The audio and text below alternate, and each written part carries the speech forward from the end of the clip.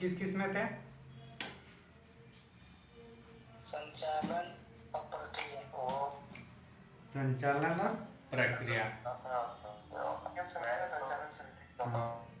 सरदार वल्लभ भाई पटेल।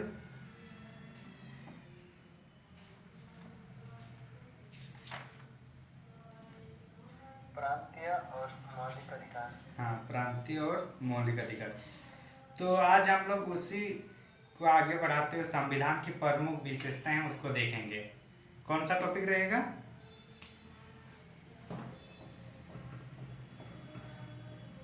दिख रहा है?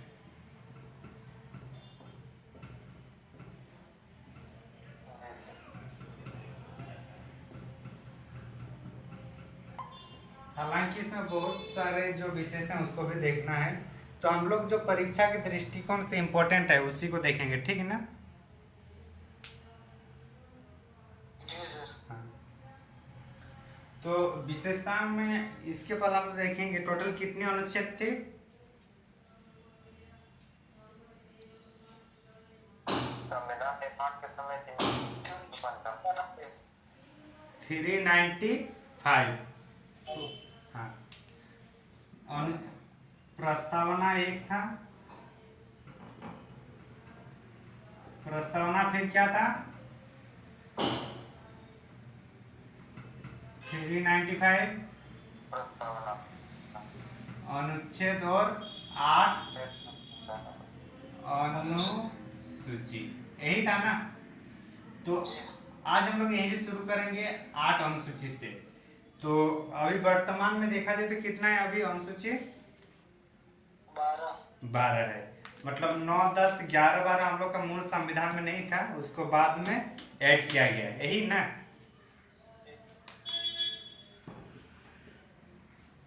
तो अनुसूची पहला अनुसूची में क्या है, किसी को याद है? साम्राज्य। बाकी सबको याद है ना? राज्य या संघ।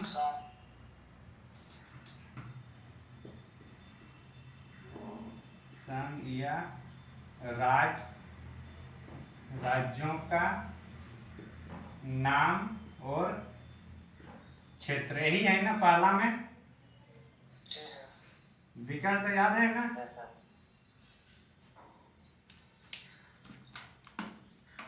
नहीं पढ़ने लग रहे। दूसरा में क्या बताइए? क्या? हाँ, तो उसको एग्जैक्ट क्या संविधान में क्या लिखा है उसको? आवाज आ रही है ना?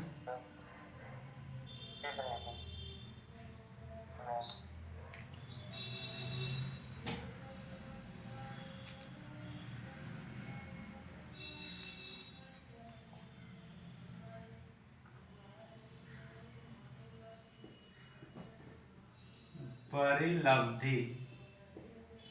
परिलब्धि, उसमें क्या वेतन भत्ते सब लिखा होगा? क्या लिखा हुआ है? परिलब्धि पर भत्ते, विशेषाधिकार,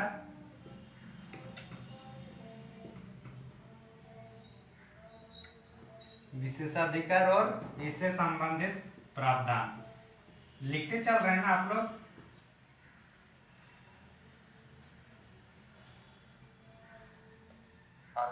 हाँ। तो अब इसमें देखना है कि किस किस के बारे में बात करें। परिलब्धि जो मिल रहा है ये किस किस को मिल रहा है, उस पर अब हम लोग थोड़ा देखेंगे। तो याद है किस किस को मिल रहा है? बताइए।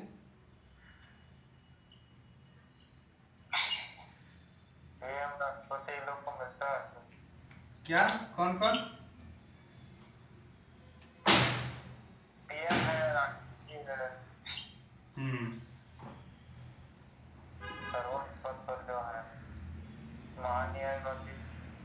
संघ क्षेत्र और राज्य क्षेत्र मान के चले, ठीक। संघ में कौन होंगे? राष्ट्रपति होंगे।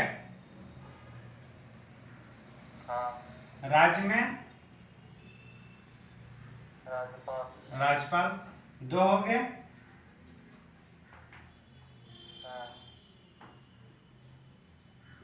लोकसभा के अध्यक्ष और उपाध्यक्ष। तो यहाँ लोकसभा होगा तो अच्छा तीसरा नंबर पे देख लेते हैं। राज्यसभा में क्या होता है, सभापति होता है या अध्यक्ष होता है? सभापति और उप सभापति यही होते हैं ना। जी सर। तो लोकसभा के बदले यहाँ क्या होगा, क्या होगा यहाँ पे विधानसभा होगा। तो विधानसभा क्या होगा, अध्यक्ष और उपाध्यक्ष। यहाँ राज्यसभा है तो राज्यसभा से पैरेलल झारखंड बोल रहा हूँ, जो राज्यों में होता है इसको क्या बोलते हैं, विधान परिषद बोलते हैं।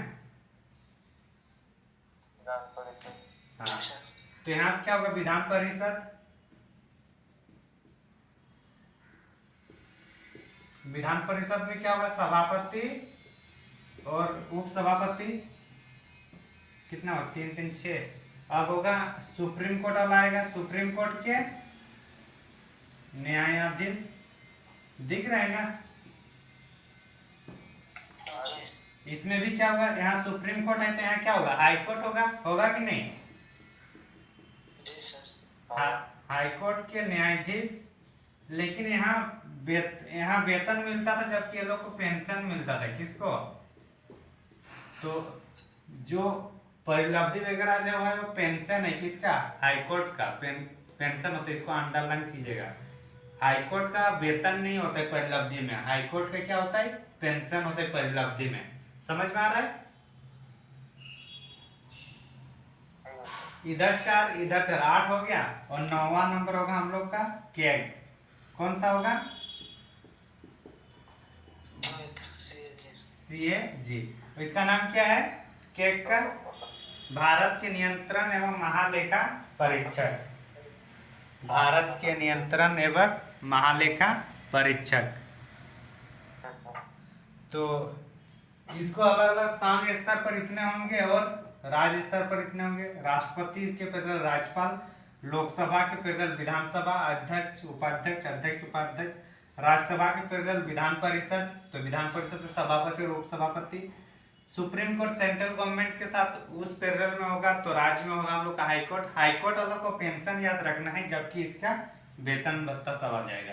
और 9वां नंबर में कैग होगा। और कैग का नाम क्या है,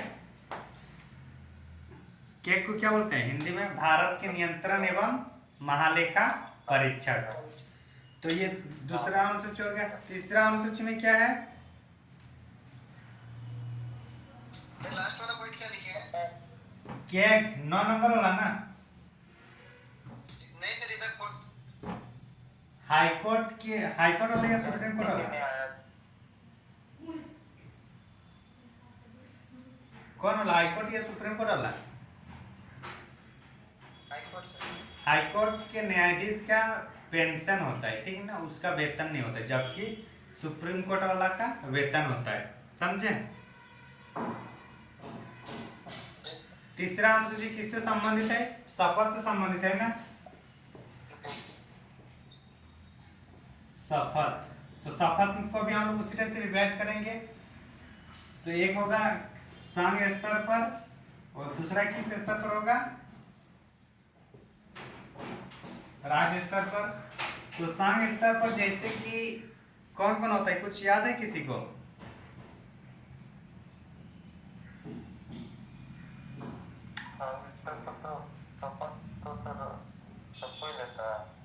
सबको लेता है, तो कौन कौन लेते हैं, देखिए इसको शपथ वगैरह के लिए। जैसे कि जब नामांकन करने जाते हैं कौन लोग, जैसे कोई विधायक बन रहा है या फिर कोई MP का सदस्य होगा, तो उसको शपथ लेना होता है कि नहीं लेना होता है, होता है। उसके बाद जब वो लोग चुनाव जीतेंगे, तो चुनाव जीतेंगे, अगर कोई MLA बना तो MLA को शपथ लेना होगा, जो MP जीतेगा उसको MP को शपथ लेना होगा।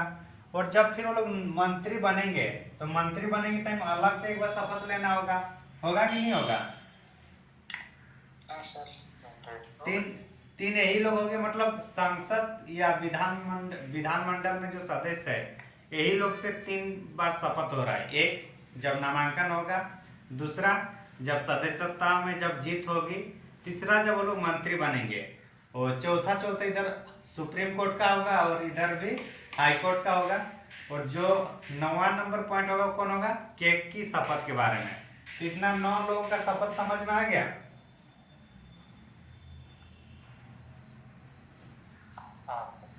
अरे अगर ये संसद है तो संसद के सदस्यता के लिए जो नामांकन ली जाएगी, निर्वाचन हेतु अभ्यर्थी, संसद के निर्वाचन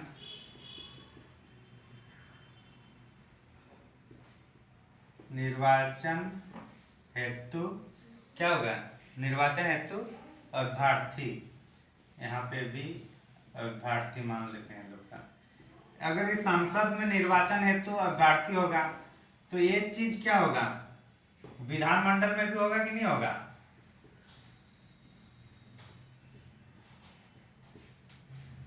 अरे होगा कि नहीं? होगा सर।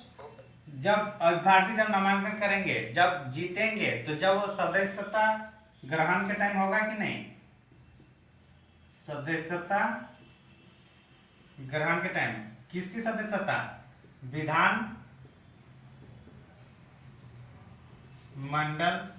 विधानमंडल ही होगा ना। और इसमें क्या होगा,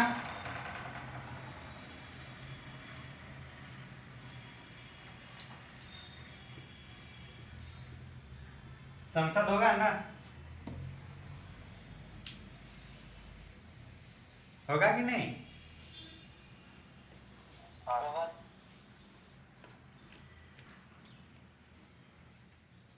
तो संसद जो यहाँ चुने जाएंगे ये लोग भी सदस्यता ग्रहण करेंगे, तब भी लेंगे। और विधानमंडल में भी, विधानमंडल मतलब कौन वाला होगा, ये एमएलए वाला होगा, और ये एमपी वाला होगा कि नहीं, जब जीत के जाएंगे तब। अरे हाँ कि ना? जब ये लोग मंत्री बनेंगे तो उस टाइम भी तो शपथ लेंगे कि नहीं लेंगे? यही जो एमपी लोग जाएगा वही लोग मंत्री बनेगा ना, यहाँ से भी जो आएंगे वो लोग मंत्री बनेंगे। तो कितना शपथ हो रहा है, संसद जब चुने जाएंगे तब, मतलब चुनने के लिए जब जाएंगे तब, जब चुने जाएंगे, ये चुनने के लिए मतलब कि वो लोग जब नामांकन करेंगे तब का होगा। दूसरा जब ये लोग जीत हासिल होगा, ये मतलब नामांकन ही बोलते हैं ना उसको, नामांकन, ये जीत हासिल के टाइम। और ये वाला जो मंत्री होगा जब पद ग्रहण किया जाता है, कौन सा पद, मंत्री पद। तो टोटल 6 हो गया।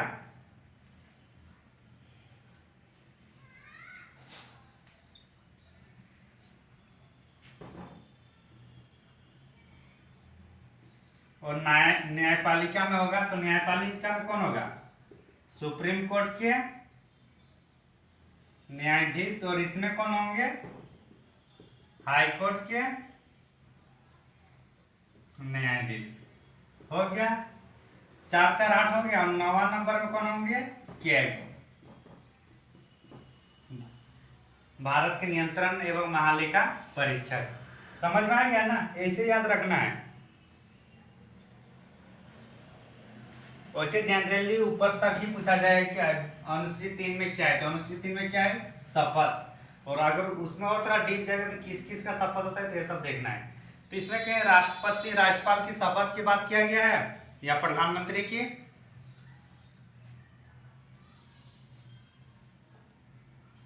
कहीं लिया हुआ है शपथ की बात? राष्ट्रपति और राज्यपाल का है? नहीं सर। हाँ, तो राष्ट्रपति और राज्यपाल का जो शपथ होता है, शपथ मतलब यहाँ के अनुसार नहीं होगा। मंत्री चुकी है तो प्रधानमंत्री, बाकी जितने भी मंत्री होगा उसका शपथ इसी में आएगा, मुख्यमंत्री सब। समझ में आ रहा है?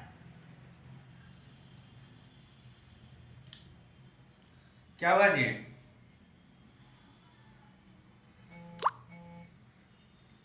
ये आप लोग लिख रहे हैं, ये एनर्जी डाउन है आप लोग का? लिख रहे हैं सर। अच्छा लिख रहे हैं तब चलेगा। समझ में आएगा ना, क्योंकि बुक में सब 1 2 3 करके 9 तक देगा, जबकि हम लोग इससे करेंगे तो आसानी से समझ में आएगा। समझ में आया? पांचवा में क्या है, सॉरी चौथा में क्या है, चौथा में सूची में राज्यसभा में विभिन्न राज्यों की राज्यसभा जो सीट है उसके बारे में है ना। राज्यसभा सीटों का बंटवारा किसमें है? हाँ, राज्यसभा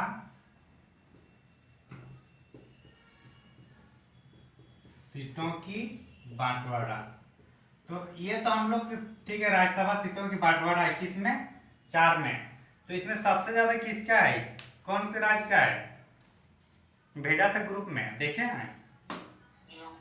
हाँ, सबसे ज्यादा यूपी, उसके बाद महाराष्ट्र, उसके बाद तमिलनाडु। तो 31 इसका है। महाराष्ट्र का कितना है? 19 या 18 बताइए? 19 उसके बाद 18। 19 के बाद 18 और उसके बाद फिर बिहार वगैरह आएगा तो 16 हो जाएगा, ठीक है ना। तो चौथा नंबर पे क्या है, राज्यसभा में सीटों की आवंटन या बांटवारा। झारखंड में कितनी राज्यसभा सीट है?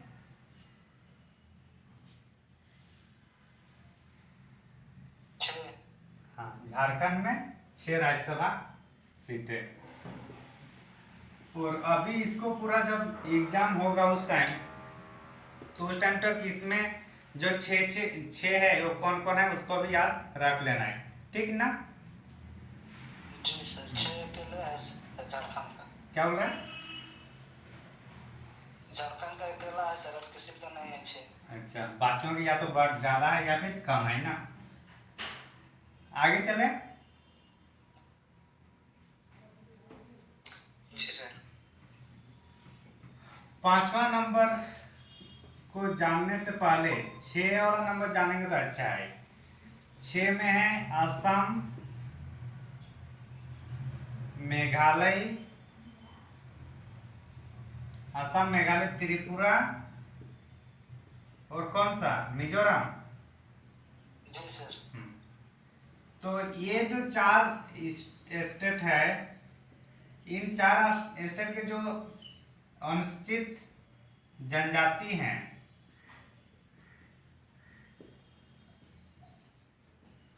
अनुसूचित जनजाति के विकास के बारे में या कल्याण के बारे में नीति नियम से संबंधित है। कौन सा?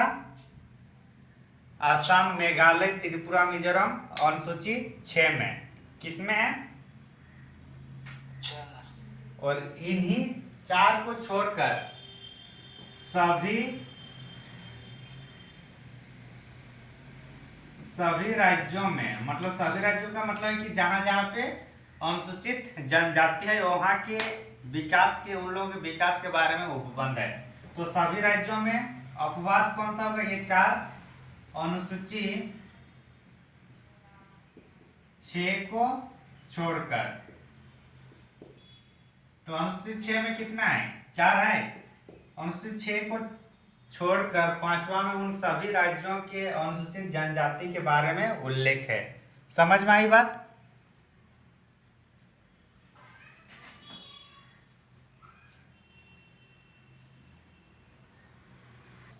इसके बाद कौन सा अनुसूची है 6 के बाद? 7। 7वीं अनुसूची में क्या है बताइए? समवर्ती सूची। समवर्ती सूची, डायरेक्ट समवर्ती सूची में आ जाइएगा। हेडिंग क्या है बताइए 7वां वाला में?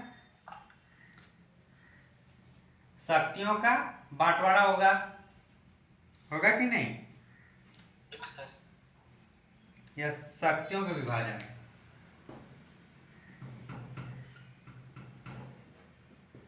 शक्तियों का विभाजन। तो शक्तियों के विभाजन में इसमें जैसे कि जो विषय है, जैसे कुछ कुछ केंद्र सरकार काम करती है, कुछ कुछ राज्य सरकार और कुछ कुछ दोनों मिलकर। जैसे कि बैंकिंग सुविधाएं केंद्र सरकार काज करती है या राज्य सरकार या दोनों? दोनों करती है। दोनों करती है। ऐसा क्या है सहकारी बैंक भी कुछ है ना स्टेट लेवल पर कि हाँ, दोनों करती है। सहकारी बैंक स्टेट लेवल पे, ठीक है। हाँ, जेल किसकी पार्ट है, केंद्र सरकार या राज्य सरकार? केंद्र सरकार की है, दोनों मिलकर करता है। हम्म। पुलिस? पुलिस भी केंद्र सरकार की है लेकिन दोनों मिलकर करता है। स्टेट पुलिस जो होता है कुछ पुलिस केंद्र सरकार, जनरली पुलिस को राज्य सरकार में मानिए, ठीक ना, क्योंकि वो बटालियन वगैरह अर्धसैनिक बल में उधर आ जाएगा वो इंडियन वाला में, ठीक। पुलिस जो होता है राज्य सरकार की है। डाक व्यवस्था केंद्र सरकार। केंद्र सरकार की। केंद्र सरकार के होंगे, क्योंकि इंडियन झारखंड डाक कहीं पे है क्या? India post. हाँ, इंडिया पोस्ट। तो जो जो तो कौन, शिक्षा किसकी पार्ट है, केंद्र सरकार या राज्य सरकार? दोनों की है।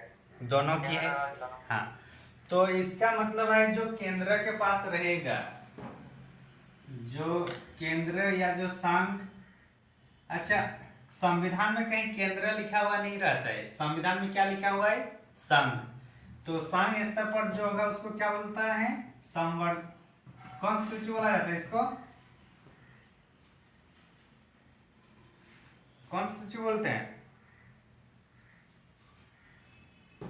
अपनी तो बोल रहा है सर, सबके को विभाजन संघ सूची। और साफ का संघीय सूची। राज्य स्तर में जो होगा उसको राज्य राज्य सूची। और जो दोनों को, मतलब केंद्र और राज्य सरकार दोनों में जिसके जिम्मे होंगे उसको कौन सा बोलते हैं, संपत्ति। समवर्ती सूची। समवर्ती सूची।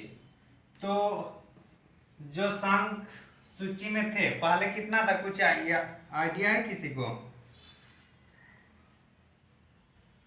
संघ सूची में पहले कितने विषय थे और अभी कितने हैं, या फिर अभी राज्य सूची में कितने हैं और पहले कितने थे जब संविधान लागू की गई? तो पहले की बात अगर किया जाए तो संघ सूची में पहले 97 थे, कितने थे? अब इसमें हाँ, पास्ट और अभी प्रेजेंट। पास्ट मतलब ये आरंभिक काल बोल लिए, आरंभिक में 97 था, अभी 100। राज्य सूची में कितना था, 66 था शायद। कितना था राज्य सूची में? अभी कितने हैं?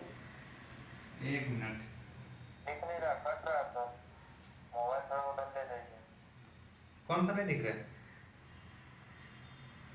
97 दिख रहा है, वर्तमान वाला नहीं दिख रहा है। अभी और अपना हाँ नहीं दिख रहा है। हाँ। तो संघ सूची में 97 था, अभी कितना है, 100। राज्य सूची में 66 थे, अभी कितना है, 61। समवर्ती सूची में 47 था, कितना था, अभी कितना है, 52। तो देखिए केंद्र सरकार जब शक्तिशाली हो गया क्या, तो क्या किया, राज्य सरकार के पास जो ये था, मतलब जो सब्जेक्ट था, वो विषय था, वो अपने पास ले गया, 97 में बढ़ा दिया। इसको घटाया कि नहीं घटाया? समवर्ती सूची को बढ़ाया, क्योंकि समवर्ती सूची में केंद्र सरकार भी आ जाएगा। तो एक मात्रा अगर किसी में घटा है तो राज्य स्तर में घटा है, 66 था अब पहला आरंभिक टाइम में जब संविधान बना, और अभी कितना है, 61। समवर्ती सूची में 47 था, अभी 52 किया है। किसी को डाउट यहाँ तक? 370 वाला हुआ तो उसमें भी कुछ बंटवारा हो गया होगा ना सर, केंद्र से राज्य का। हाँ हाँ, वो भी राज्य में आ जाएगा। इतना समझ में आ गया ना? जी सर। और ये जो हम लोग का 7वीं अनुसूची या शक्तियों का विभाजन ये हम लोग का 1935 का जो एक्ट है उससे लिया गया था, भारत शासन अधिनियम 1935 से। 8वीं अनुसूची में आते हैं, फिर मिटा दें। ये समझा।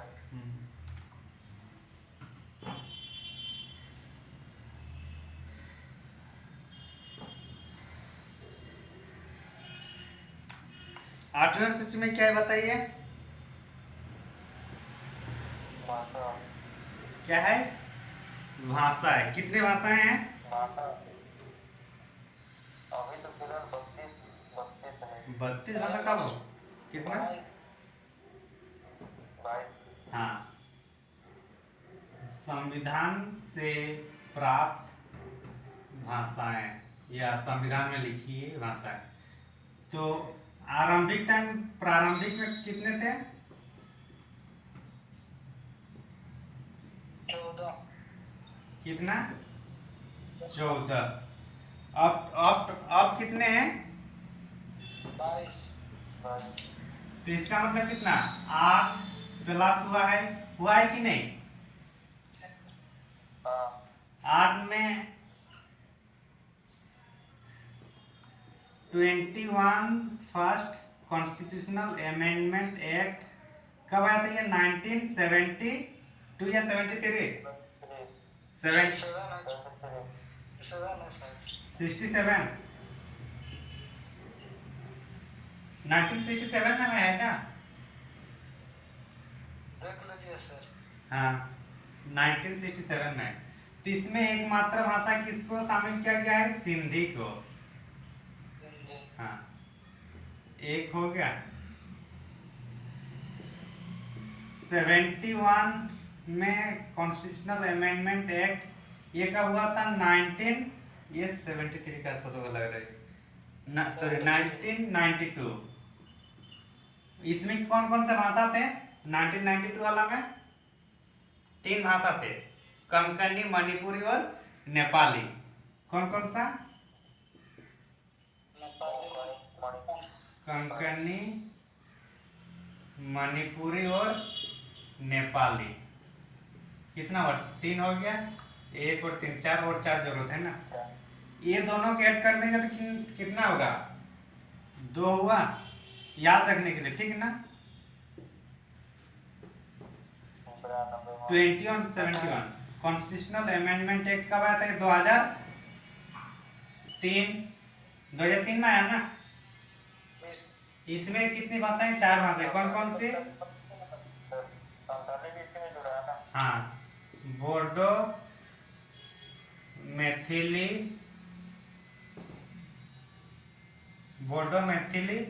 संथाली और एक कौन सा है? डोंगरी इसी में है क्या? हाँ, डोंगरी और संथाली। तो 4, तो टोटल 4 हो गया ना। 1 3 4 और इधर 4 8। तो ये दोनों को याद रखने के लिए कि 21 और 71 अमेंडमेंट में 21 में एक सिंधी जो 1967 को हुआ था, 71 में हम लोग का जो है 71 1992 में आया था। इसमें 3 भाषाएं आई थी, कंकनी, मणिपुरी और नेपाली। और 92 अमेंडमेंट में 2003 में जो हुआ था इसमें 4 भाषाएं आई थी। कौन कौन सी? बोडो, मैथिली, डोंगरी और संथाली। टोटल 22 भाषाएं हो गया। हाँ, मिटा दें। तो इतना हम लोग का संविधान में इतनी अनुसूचियां पहले से थी। अब इसके बाद जो भी अनुसूची होगी वो क्या होगा? अमेंडमेंट के माध्यम से लाया जाएगा। समझे? हाँ। क्या वो विकास, कहीं डाउट? नहीं सर। हाँ। 9वीं अनुसूची कौन से अमेंडमेंट में आया है? किसी को याद है? कौन सा? 1951। अरे तो कितने नंबर का अमेंडमेंट था?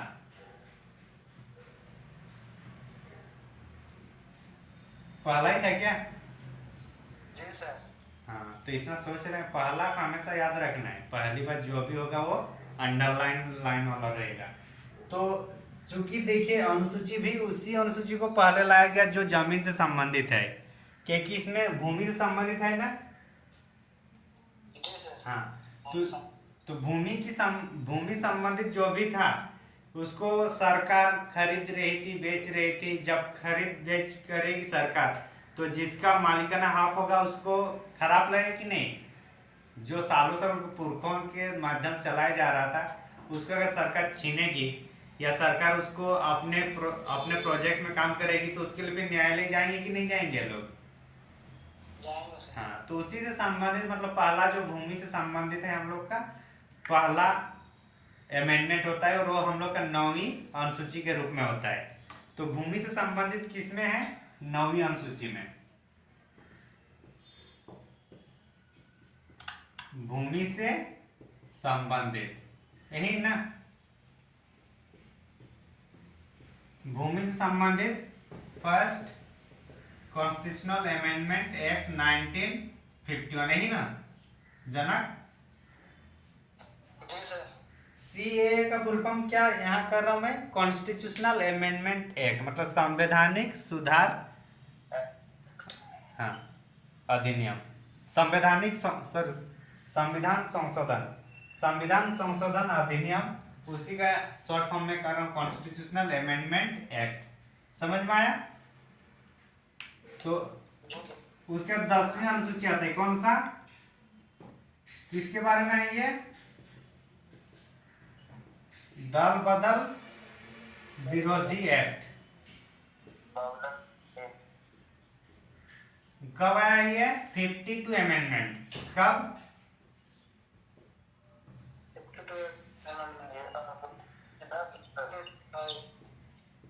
1985 यही ना। जी सर। इसके तहत संसद मतलब जो एमपी होंगे और एमएलए का जो अगर एक पार्टी से दूसरे पार्टी में चेंज होते हैं तो उसके लिए इसमें प्रावधान है। तो कितना चेंज हो सकते हैं, कब कब चेंज हो सकते हैं, ये सब इनके बारे में हम लोग को पढ़ना है। हालांकि जब हम लोग विस्तार से पढ़ेंगे आर्टिकल वगैरह में तो इसको अच्छा से पढ़ेंगे। अभी बस इतना ही समझना है कि दल बदल विरोधी कानूनी एक्ट जो हम लोग का है 10वीं अनुसूची में शामिल है। किस में शामिल है? 10वीं अनुसूची में शामिल है। कौन से अमेंडमेंट में आया है ये?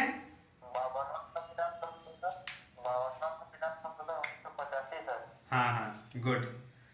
उसके बाद कौन सा? 10वां के बाद 11वां। 11वां अनुसूची में क्या है? क्या है? नगर पालिका है या ग्राम पंचायत, पंचायती राज? पंचायत होगा सर, उसके बाद नगर पालिका। हाँ, तो 11वां में होगा पंचायत। कौन सा होगा?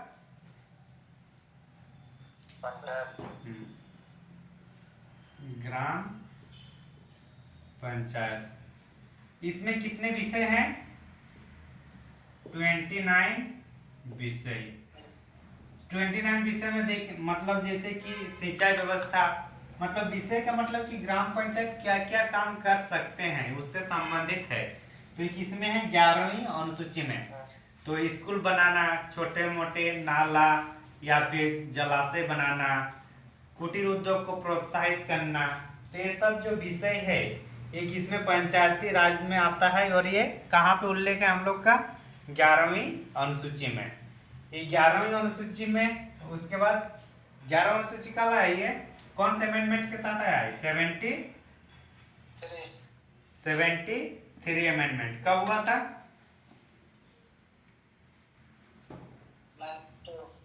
1992। और 12वां नंबर का जो है वो कौन सा होगा? नगर पंचायत या नगर निगम, वही होगा ना। नगर पालिका मतलब नगर पालिका। तो नगर पालिका संबंधित किसमें है हम लोग का? 12वीं अनुसूची में। ये कौन सा अमेंडमेंट है? ये 73 था, तो ये 74 कॉन्स्टिट्यूशनल अमेंडमेंट एक्ट और 1992 में ही था। इसमें टोटल कितने विषय है? 18। कितने? हाँ, तो यहाँ से क्वेश्चन हम लोग को देखने को मिल जाएगा। अगर अनुसूची से कुछ भी क्वेश्चन पूछा तो आप लोग को इन्हीं टॉपिक से देखने को मिलेगा, इससे बाहर नहीं जाएगा। समझ में आ रही है? कहीं कुछ डाउट? नहीं सर अभी तक। हाँ, तो पहला में क्या था? संघ और राज्य क्षेत्र के बारे में। दूसरा था परिलब्धि, वेतन भत्ते और विशेषाधिकार। इसमें 9 आदमी को मिल रहा है। राज्यपाल, राष्ट्रपति, मतलब राष्ट्रपति, राज्यपाल, लोकसभा के अध्यक्ष, उपाध्यक्ष, विधानमंडल के अध्यक्ष, उपाध्यक्ष, राज्यसभा के सभापति, उपसभापति, विधान परिषद के सभापति, उपसभापति, सुप्रीम कोर्ट के न्यायाधीश और हाई कोर्ट के न्यायाधीश का पेंशन और सीएजी। यही है ना? तीसरा में आएगा शपथ। तो शपथ किसको लेंगे? जो नामांकन करने जाएगा, चाहे वो संसद में हो या विधानमंडल में। 2 हो गया। जब जीत के आएंगे तब एक बार, तो उसमें संसद में एमएलए और एमपी भी होगा। 4 हो गया। जब मंत्री पद में शपथ लेंगे तो और एक बार। 30 टाइप से हो गया। 3 6 बार। और सुप्रीम कोर्ट और हाई कोर्ट के न्यायाधीश को कितना हुआ? 8 हो गया। और कैग इसमें भी आएगा। चौथा नंबर में था राज्यसभा के सीटों का आवंटन। प्रत्येक राज्यों में, भिन्न भिन्न राज्य में अलग अलग है। हम लोग के यहाँ जनसंख्या के आधार पर राज्यसभा के सीटों का आवंटन किए हैं, जबकि अगर अमेरिका में जाए तो वहाँ प्रत्येक राज्य में 2-2 है। ठीक है ना? तो हम लोग यहाँ किसी राज्य में ज़्यादा जनसंख्या है तो वहाँ राज्यसभा की सीटें ज़्यादा है। जैसे उत्तर प्रदेश में 31 है, तो झारखंड में कितना है? 6 है। कोई कोई में 1-2 ही मिलेगा आपको। तो इस टाइप से देखने को मिल रहा है। उसके बाद कौन सा देंगे? 4 के बाद पांचवा को जानने से पहले छठा को जानना जरूरी है। तो छठा में कौन कौन सा था? असम, मेघालय, त्रिपुरा, मिजोरम। याद रहेगा ना? देखिए ये वाला। तो ये क्षेत्र मान लीजिए, ये चलिए आसाम हुआ। आसाम के नीचे मेघालय। ये वाला क्षेत्र क्या है? त्रिपुरा। और इसके साथ जस्ट ये मिजोरम। तो यहीं से होगा आसाम, मेघालय, त्रिपुरा, मिजोरम। समझ में आया ना? क्योंकि कभी कभी मिजोरम और मणिपुर में कंफ्यूजन होता है, तो इसलिए याद रखना है मिजोरम वाला है। कौन सा है? नीचे वाला है। समझे ना? जहां से कर्क रेखा होकर गुजरती है। किसी भी तरीके से याद रखना है, जो भी आपको लगे सही। समझ में आ रही है?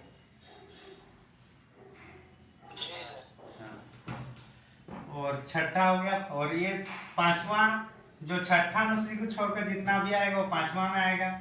सातवां में हम लोग शक्तियों का विभाजन देखे, जिसमें केंद्र सरकार या संघ सरकार के लिए संघ सूची जो पहले 97 था उसको 100 कर दिया गया।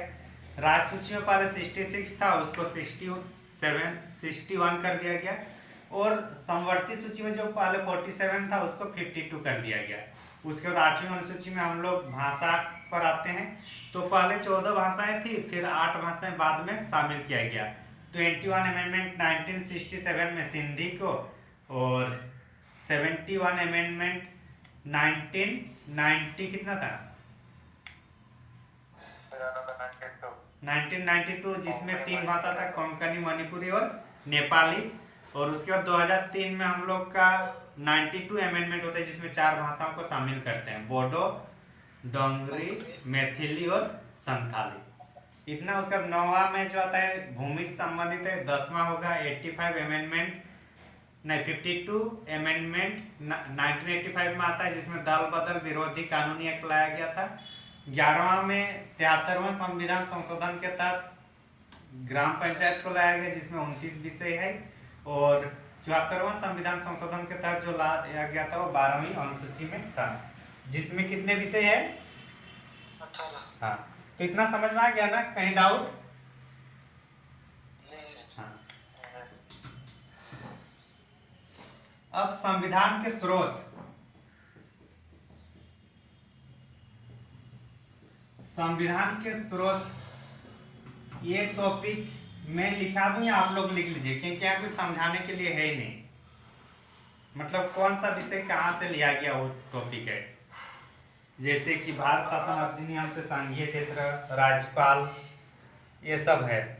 या फिर फंडामेंटल राइट्स हम लोग के यूएसए से लिया गया है। डीपीएसपी आयरलैंड से लिया गया है, मूल कर्तव्य यूएसएसआर से लिया गया है, स्वतंत्रता समानता और बंधुत्व ये सब हम लोग फ्रांस से लिए हैं। तो ये सब जो है उसको हम लोग देखना है। समाजवादी हम लोग का यूएसएसआर का है, तो इसको लिखा दें या आप लोग लिख लीजिएगा।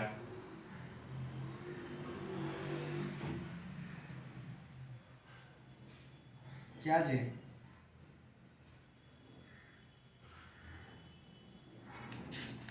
कुछ बोलिएगा आप लोग।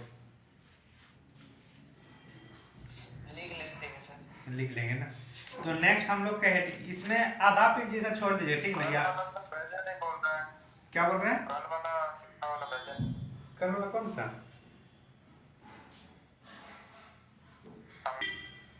नेक्स्ट आते हैं हम लोग कौन सा टॉपिक में? प्रस्तावना। भारत में कितने प्रस्तावना है भारत के संविधान में? कितने हैं जी? संविधान निर्माण के समय हाँ, तो वही एक ही होगा ना।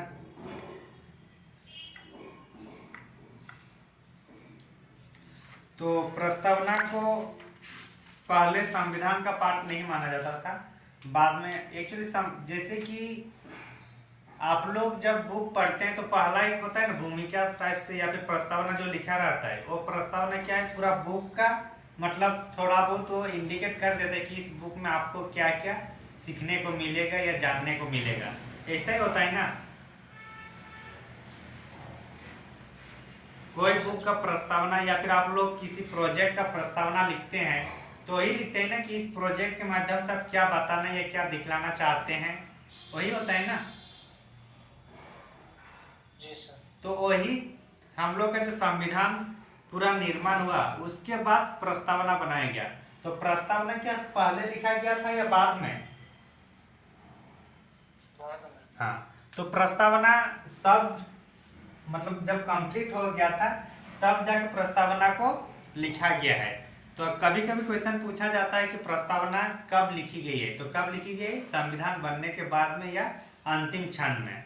समझ में आ गया? पहले इसको संविधान का पार्ट नहीं माना जाता था, लेकिन बाद में इसको संविधान का पार्ट माना गया है। और अब तक इसमें कितने बार संशोधन की गई है?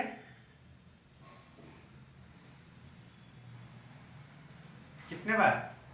एक ही बार किया गया है, इंदिरा गांधी के सरकार में 42 अमेंडमेंट 1976। कब कब हुआ?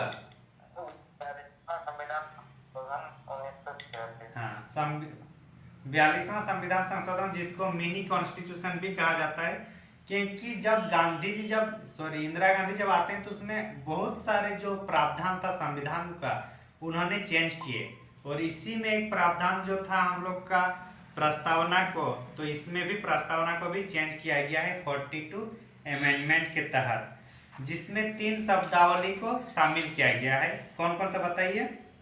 समाजवादी, पंथनिरपेक्ष और अखंडता।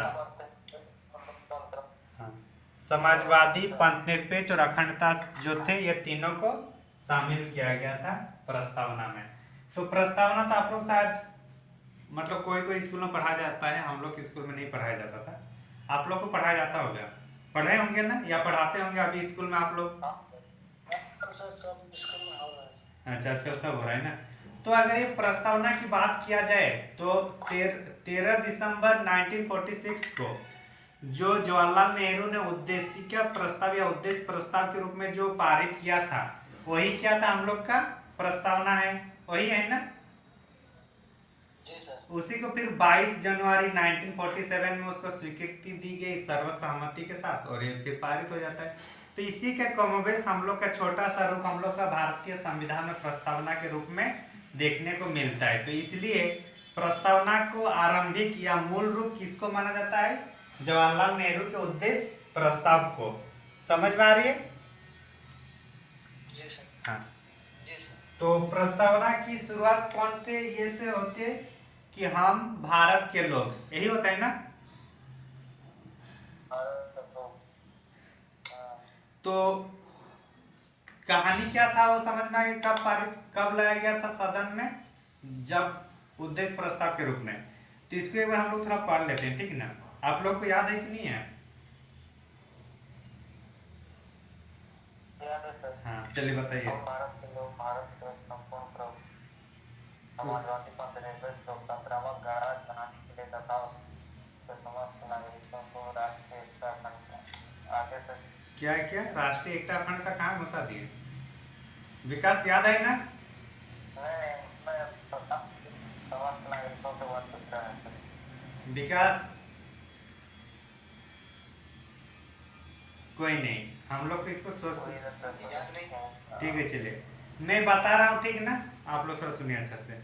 हम भारत के लोग भारत को एक संपूर्ण मतलब पहले शुरुआत कहाँ से हो रही, मतलब कोई एक आदमी से नहीं, मतलब हम जितने भी भारत के लोग हैं उन भारत मतलब उन सभी भारतीयों से ये शक्ति मिलते हैं हमारे संविधान को, ये इंडिकेट कर रहा है, ठीक ना। समझ में आया? हम भारत के लोग हो गए, भारत को एक संपूर्ण प्रभुत्व संपन्न संपूर्ण एक मिनट